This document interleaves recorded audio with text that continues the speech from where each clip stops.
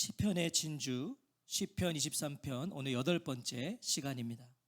지난 시간에 우리는 주의 지팡이와 막대기가 나를 안위하시나이다 라는 이 다윗의 고백을 통해서 선한 목자이신 하나님께서 우리와 어떻게, 무엇으로 함께 하시는지를 보았어요. 어떻게 함께 하시는가? 지팡이와 막대기로 함께 하신다. 양에게 있어 목자의 지팡이와 막대기가 인도, 보호, 돌봄, 위로, 안심의 도구였던 것처럼 오늘도 목자이신 하나님은 말씀과 성령으로 양된 우리를 인도하시고 우리를 보호하시고 돌보시고 위로하시고 안심시켜 주십니다. 무엇으로요? 말씀과 성령으로. 자, 그리고 이어지는 다윗의 고백이 오늘 본문 5절입니다. 주께서 내 원수의 목전에서 내게 상을 차려주시고 기름을 내 머리에 부으셨으니 내 잔이 넘치나이다.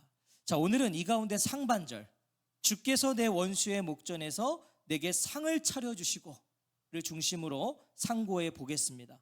다윗은 고백합니다. 주님께서는 내 원수들이 보는 앞에서 내게 잔치상을 차려주시고, 주님께서 원수들이 보는 앞에서 내게 식탁을 차려주십니다. 우리가 보는 개역개정 성경 이전에 개역 한글 성경에는 상을 베푸시고 라고 되어 있어서 그때만 해도 이런 오해들이 있었어요. 상을 베푸신다, 그래서 어떤 상을 주시는 것처럼. 하지만 우리가 이제 바뀌어 있죠. 상을 차려주신다. 그럼 이 상은 뭐겠어요? 밥상입니다. 밥상, 식탁, 밥상을 차려주신다. 자, 5절은 먼저 우리에게 무엇을 가르쳐 줍니까? 다윗의 인생에 그를 적대시하고 괴롭히는 누가 있었다? 원수들이 있었다. 그의 인생에 원수들이 있었다는 걸 말해주고 있어요. 자, 하지만 그래서 인생이 괴로웠다, 사는 게 힘겨웠다, 원망과 짜증으로 신세한탄하고 있지 않다는 거예요. 원수가 있어서 내 인생 참 힘들었다, 그 말을 하고 있는 게 아니라 오히려 그 원수들 앞에서 허락하신 하나님의 손길을 자랑하고 있어요. 원수들 앞에서 허락하신 하나님의 손길. 내 원수의 목전에서 내게 상을 차려주시고, 하나님은 원수들이 보는 앞에서 원수들이 목격하는 가운데 다윗에게 상을 차려주세요. 자, 여기서 이 상을 차려주시고는요, 선한 주인이 손님을 지극정성으로 응대하고 대접하는 것처럼 상다리가 휠 정도의 음식을 차려주었다는 거예요. 최고로 섬겼다는 거죠, 주인이 손님에게. 어떤 목사님이 그러더라고요. 상다리가 휘어질 정도로 상을 차려줬다니까 상다리는 원래 휘어져 있대요. 그렇죠? 생각해 보시면 상다리는 다 휘어져 있어요. 1부 때도 이 얘기를 했는데 별로 안 웃으셨는데 지금도 안 웃으시네요. 설교나 열심히 하라는 거죠. 자, 우리가 지금 이 상황을 좀 잘 생각해 봐야 돼요. 이 상황을, 지금 이 다윗의 상황을. 다윗은 하나님이 자신의 원수들이 보는 앞에서 상을, 밥상을, 잔치상을, 진수성찬을 차려주신다고 해요. 진수성찬을 차려주신다. 자, 이것이 다윗이 원수들에게서 승리했다는 의미인가요, 지금? 이게 지금 원수들이 보는 앞에서 상을 차려주셨다는 게 지금 원수들에게서 승리했다는 말이에요? 아니죠. 아니에요. 보세요. 아직 승리를 거둔 상태가 아닌 거죠. 승리를 거둔 상태라면 원수들에게 둘러싸여 있지 않아야죠. 내가 승리했다면 원수들에게 둘러싸여 있지 않아야 돼요. 원수들이 보는 앞에서가 아니어야 되는 거예요. 이겼으면. 아직 승리를 거두지 않았고요, 원수들은 여전히 다윗을 둘러싸고 있는 거예요. 아직 승리를 거두지 않았어요. 그런데 그 앞에서 지금 하나님이 상을 차려 주신 겁니다.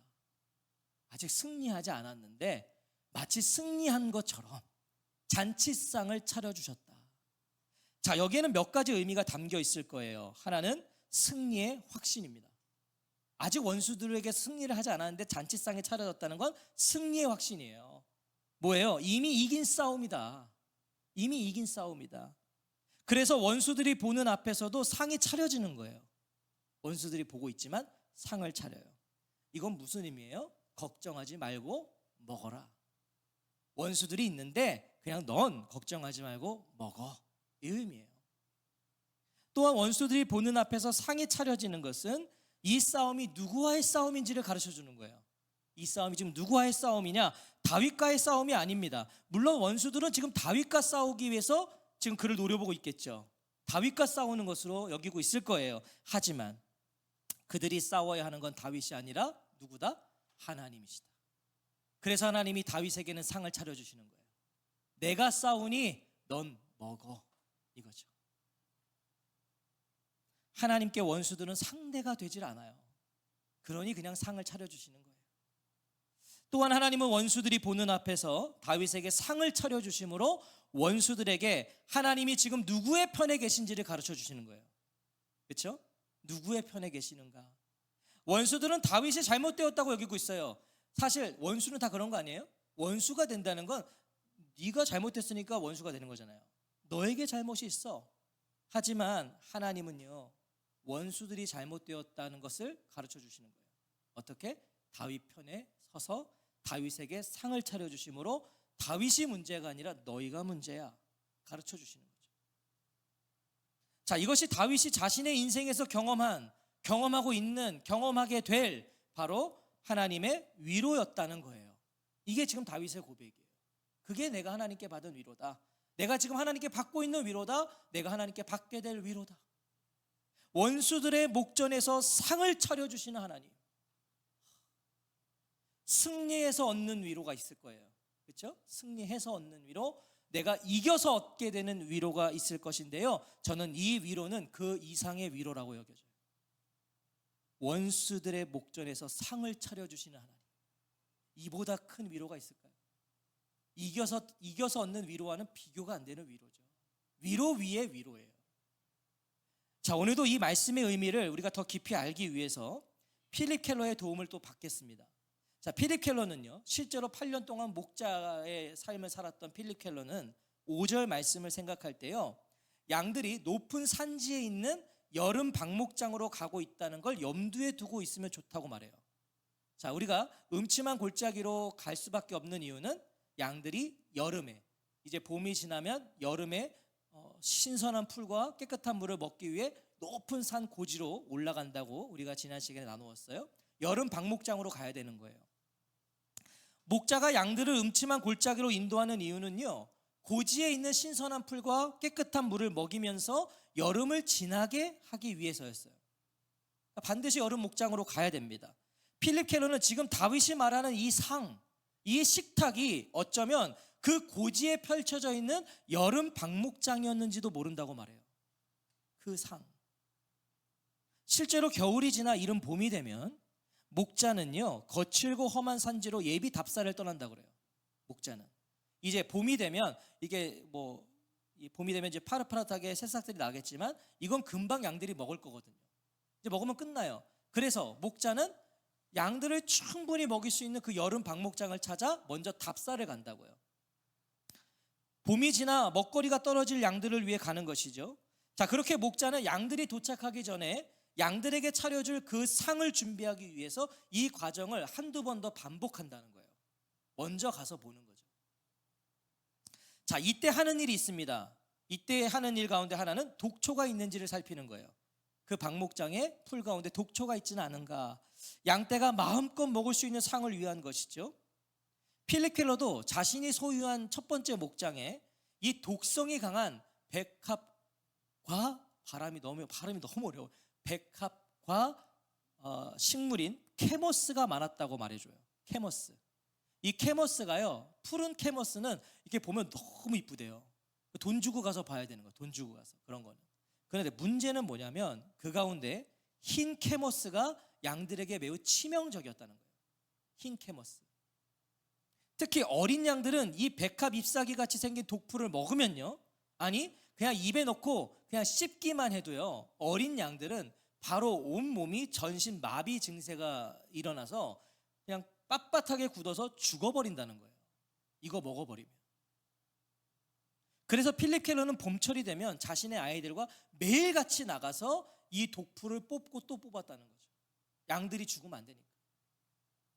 자, 또한 목자가 여름 방목장에서 맡게 되는 또 하나의 임무는 당연히 맹수들을 감시하는 겁니다. 맹수들. 양들이 여름 내내 지내게 되는 이 여름 방목장, 이 여름 방목장은요, 고지대예요. 고원에 있어요. 자, 이곳은 울타리가 있지 않은 곳이죠. 거기 그냥 자연 방목장이잖아요. 자연 그대로. 그만큼 위험에 노출된 장소고요. 여름이 되면 이 양들이 대거 그 방목장에 온다는 걸 맹수들도 알죠. 그러니까 거긴 우글우글한 거예요, 맹수들이. 오직 목자의 경계만이 양들의 보호가 되는 곳입니다. 목자의 경계만이. 자, 필립 켈러는요, 표범이 자신의 양떼를 습격한 일이 항상 생각난다고 말해요. 표범이.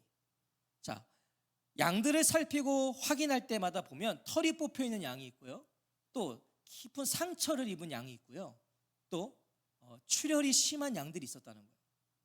그러니까 표범이 습격한 거죠. 그런데 문제는 뭐냐면 필립 켈러가 실제로 표범을 본 적은 단 한 번도 없었다는 거예요. 분명히 양들은 다쳤는데 표범이 공격하는 걸 본 적은 없었다. 이건 무슨 말입니까? 표범이 교묘하고 은밀하게 공격했다는 거죠. 표범은 아주 은밀하게 공격한다는 거예요. 그러니까 제가 그걸 보면서 느낀 거는 아마 이렇게 자기가 바로 막 공격을 해서 낚아채고 이러면 걸리겠죠. 그러니까 계속 이렇게 상처를 입혀서 결국 어딘가에 죽어 있게 만드는 거예요. 그리고 가서 먹는 거죠. 그러니까 계속 건드려 놓는 겁니다. 은밀하게, 아무도 모르게. 자, 그런데 이렇게 표범의 공격을 받는 양들의 특징이 있다고 그래요. 잘 들으십시오. 표범의 공격을 받는 양들의 특징, 바로 항상 무리에서 따로 떨어져 혼자 배회하는 양이래요. 방황하는 양들, 늘 떨어져 있는 양들. 자, 이 말은 뭐겠습니까? 늘 무리에서 떨어져서 방황하고 있다, 배회하고 있다는 건 뭘 말해주는 거예요? 이 말은 곧 목자에게서 멀어졌다. 그렇죠? 양은 항상 목자 곁에 있어야 돼요. 양은 목자 곁에 있어야 돼요. 목자의 음성이 들리는 곳에 있어야 돼요. 제가 어저께요, 우연히 채널을 돌리다가 본 프로그램이 있는데 그게 요즘 프로그램인지 과거의 프로그램인지 잘 모르겠어요. 근데 어떤 60대 남성분이 혼자 이 폐 모텔에서요, 혼자 지내는 게 이제 어떤 TV 프로에서 이상하니까 찾아가 본 거죠. 폐 모텔이니까. 자, 이분이 맨날 혼자 나와서 막 이렇게 청소를 해요, 모텔 이 마당을. 근데 갑자기요, 집합 그래요. 집합 그러면 이 폐 모텔에서요 400마리의 개들이 다 아주 일사불란하게 다 나옵니다. 집합 그러면 와, 그거 대단하더라고요. 그러면 쫙 나와요. 그러면 다 딱 있어요. 그럼 또 지내요. 그러다가 다시 집합 그러면 또 싹 들어가요. 그리고 거기 40몇 개의 방이 있는데 방마다 자기 방이 있어요, 개들이. 그러면 이제 저녁이 되면 점호를 합니다. 방마다 들어가서요, 이 아저씨가 들어가서 차렷! 그러면 방에 한 4마리 있으면 얘들이 딱 서요, 차렷. 네 마리가 딱 서가지고 딱 긴장하고 있어요. 그러면 하나, 둘, 셋, 넷, 오케이, 자, 그리고 나가요. 그리고 다음 방에 딱 열고 차렷! 그러면 개들이 또 딱 서요. 군 출신이셨다는 거예요, 이분이. 그러니까 이분이 그렇게 훈련을 시켰대요. 집합! 그러면 야, 그거 어제 찾아서 좀 보세요. 사람보다 개가 나요. 얼마나 그렇게 집합을 하는지. 뭐예요? 양도 목자의 음성이 들리는 곳에 있어야 돼요. 이 개들도 목자의 음성이 들리는 곳에 있으면 밥이 나와요. 물이 나와요. 들어가서 밥 먹이고 물 준단 말이에요. 집합 소리 듣고 모이면. 무리에서 따로 떨어져 있다는 것은요, 목자와 멀어진 거고요, 목자의 음성이 들리지 않는 곳에 있었다는 거예요. 그러니까 표적이 되는 거예요.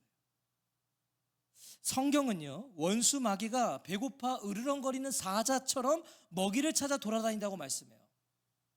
사자처럼. 원수 마귀가 맹수들이 호시탐탐 양들을 노리는 것처럼 오늘도 마귀는 그렇게 공격할 자를 찾고 있다고요. 원수가 노리는 게 누구겠어요? 누구를 노리겠어요? 목자와 멀어진 양들이죠. 그래서 목자의 음성이 들리지 않는 양들을 노리는 거예요. 하나님과 가까이 동행하는 것이 중요하단 말이죠. 그래서 하나님 곁에 있어야 돼요. 하나님의 음성을 들어야 하고요, 하나님의 음성이 들리는 곳에 있어야 돼요. 매일 주의 말씀을 읽으셔야 돼요. 매일 기도하는 시간을 가져야 돼요. 그렇게 말씀과 기도로 목자의 음성을 들을 때 우리는 안전할 수 있다는 걸 기억하시기 바랍니다. 기도도요, 우리가 주의 음성을 듣는 시간이에요. 기도하다 보면 가르쳐 주시거든요. 하나님의 마음을 가르쳐 주시거든요. 나는 이렇게 기도하지만 하나님이 그 기도를 바꾸시거든요. 그거 너무나 중요한 거예요. 자, 필립 켈러는요, 목자가 고원에 있는 여름 방목장에서 하는 일이 또 하나 있는데, 그것은 바로 양떼들을 위해 양들이 먹을 물을 마시는 곳을 깨끗이 청소한다는 거예요. 자, 겨우 내내 얼마나 그 물마다 불순물들이 많았겠어요. 낙엽들, 온갖 가지들 다 걷어내고 잔잔한 물가. 양들은 이 물에 공포심이 있기 때문에 잔잔하지 않으면 물을 못 먹잖아요. 그걸 다 흙으로 싸서 잔잔하게 만들고 양들에게 위험 요소가 될 만한 것들을 미리 다 제거해 놓는 거예요. 필립 켈러는 이 모든 것이 목자가 자신의 양떼에게 상을 차려주는 준비라고 말하는 거예요. 이게 전부 다 목자가 양들에게 상을 차려주는 준비다. 이것이 다윗의 그의 인생 속에서 하나님께 받았고 하나님께 받고 있고 하나님께 받게 될 밥상이었다는 거예요. 이것이 다윗이 사울의 위협에서도 주옥 같은 그런 시와 노래를 읊조릴 수 있었던 이유예요. 다윗이요, 원수들에게 둘러싸여 있어도 그렇게 담대할 수 있었던 이유예요. 다윗이요, 원수를 자신이 갚지 않을 수 있었던 이유예요. 다윗이 사울을 제거할 수 있는 기회가 있었잖아요. 근데 원수를 갚지 않아요. 왜? 다윗에게는 주께서 내 원수의 목전에서 상을 차려주셨기 때문이에요. 이 상을 받고 있었기 때문에. 오늘 우리에게도 이 상이 차려져 있어요. 잘 들으십시오. 우리에게도 이 상이 차려져 있어요. 왜? 하나님이 우리의 목자시거든요. 목자가 계시면 이 상은 반드시 차려져요. 반드시. 성도는요, 성도라 함은 하나님이 차려주신 밥상을 먹어본 사람들이에요. 자, 잘 들으세요. 성도라 함은 하나님이 차려주신 이 밥상을 먹어본 사람들이다. 이 밥상을 먹고 있는 사람들이다. 이 밥상을 먹을 사람들이다. 그런 밥상 받아본 적 없으세요? 이 개중의 표정들이 무슨 밥상? 목사님 무슨 밥상? 먹어본 적이 없는데. 성도는요, 하나님이 차려주신 엄청난 밥상을 받은 사람들입니다. 당장 허기를 채워주는 그런 밥상 정도가 아니에요. 그런 정도의 상이 아니라 하나님은 영원한 생명을 얻게 하는, 영원한 배부름을 허락하는 상을 차려주셨어요. 그 상을 받아 그 상을 먹었기에 우리가 성도가 된 거예요. 그 상을 받았기 때문에. 그 상이 무엇입니까? 그 밥상이 어떤 밥상이에요?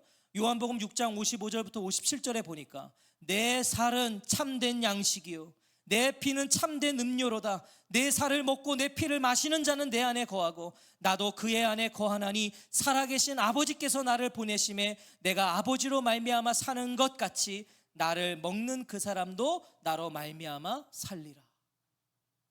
하나님께서 우리에게 차려주신 최고의 만찬은 바로 예수 그리스도신 거예요. 최고의 만찬. 예수님의 살과 피를 먹고 마심으로 우리는 주님 안에 거하고 주님이 우리 안에 거하는 인생이 되었잖아요. 그 만찬을 먹어서. 우리의 원수는 죄와 사망이에요. 사실 우리의 원수는요, 그렇게 인간이 아니에요.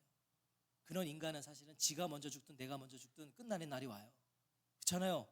그렇잖아요. 그런 원수는 저 원수 지가 죽든 내가 죽든, 그러니까 그냥 버티는 사람이 이기는 거예요. 그런 원수는. 그건 우리 원수가 아니에요. 진짜 우리 인간의 원수는 죄와 사망입니다. 죄와 사망은 우리를 언제나 죽이고자 하죠. 그런데 보십시오. 우리는 죄와 사망이 어찌할 수 없는 자들이 되었단 말이에요. 오늘도 죄와 사망이 우리를 무너뜨리려고 위협하고 있지만 주 안에 있는 우리를 건드릴 수가 없는 거예요. 여름 방목장에 있는 양들을 생각해 보세요. 이제 여름이 돼서 여름 방목장에 올라가서 그 푸른 초장에, 그 풀밭에 있는 그 양들을 생각해 보십시오. 온갖 사나운 맹수들이요, 양들을 노려보고 있을 거예요. 그렇죠? 하지만 양들은 떨지 않습니다. 떨지 않아요. 아니, 양들은 시력이 약하기 때문에 맹수들이 자신을 노리고 있는지도 몰라요. 양들은 그저 차려져 있는 여름 방목장에 신선한 풀과 깨끗한 물을 먹고 마실 뿐이에요. 그 양들은. 자, 이 태평함의 이유가 무엇입니까? 이 태평함. 맹수들이 우글거리고 노려보고 있는 그 방목장에서도 아무렇지 않게 풀을 뜯고 물을 마시는 이 태평함의 이유는 바로 목자시죠. 목자. 목자가 있는 한 원수들은요, 노려보고 있을 뿐이에요. 목자가 있는 한. 입맛만 다실 뿐 누구도 함부로 양들을 건드릴 수 없는 거예요. 목자가 있는 한. 자, 이것이 오늘도 성도들이 받고 있는 안위입니다. 이것이. 자, 오늘도 하나님이 차려주시는 상이 바로 이거예요. 차려주시는 상. 목자 있는 양은요, 여름 방목장에 있는 양은요, 원수를 두려워하지 않아요. 원수가 공격해 오면 어쩌나 걱정할 필요가 없다고요. 목자가 있는 양은요. 원수를 두려워하고 원수의 공격을 걱정해서 경계하고 있는 양은요, 목자가 정성껏 차려준 상을 먹고 마실 수가 없어요. 그렇잖아요. 불안하니까. 저 원수만 계속 보고 있어야 되니까. 불안해서 먹을 수가 없는 거예요. 상을 차려주셔도. 원수만 보고 있으니까. 언제 원수가 달려들까만 보고 있다가 쫄쫄 굶을 뿐이에요. 그런 양들은. 원수만 보고 있는 양들은.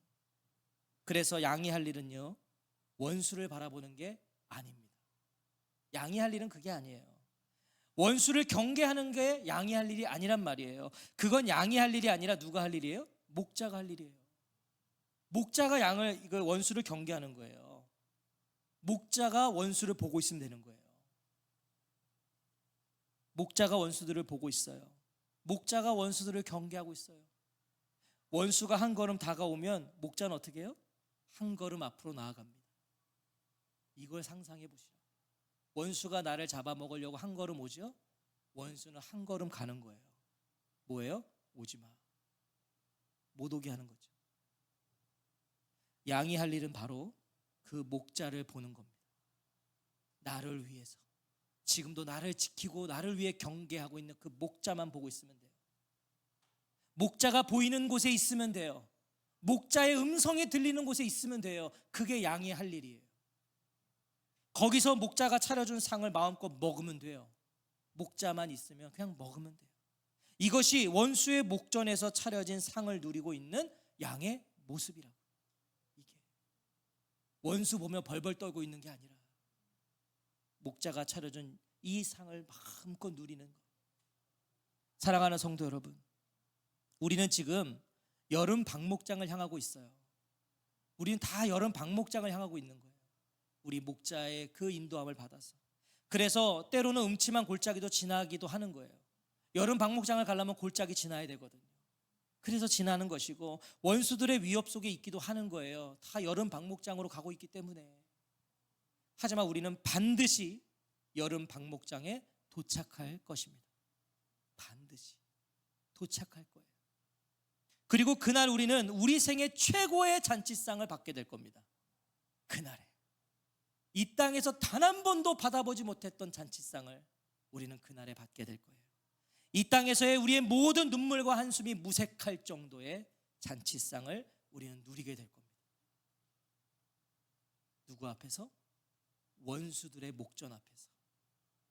그날에 이 땅의 모든 건 역전되는 거예요. 할렐루야. 전 그날이 너무나 가슴 벅차요. 원수들이 보는 앞에서 내 인생 최고의 잔치상을 받는 거예요.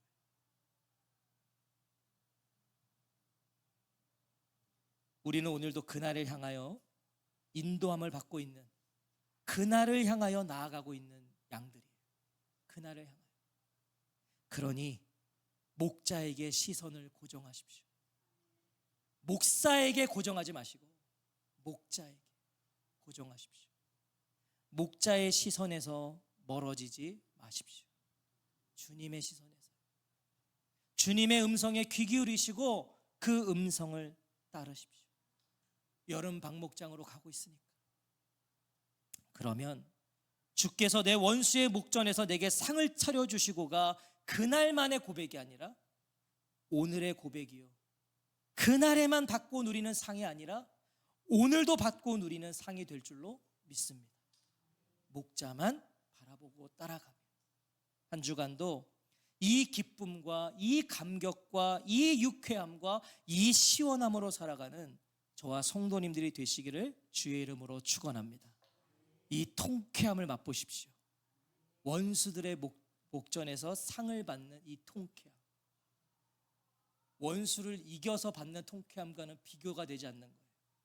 원수들이 보는 앞에서 상을 받잖아요. 잔치상을 받잖아요. 한 주간도 그 잔치상을 누리시기를 다시 한번 주의 이름으로 축원합니다. 아멘.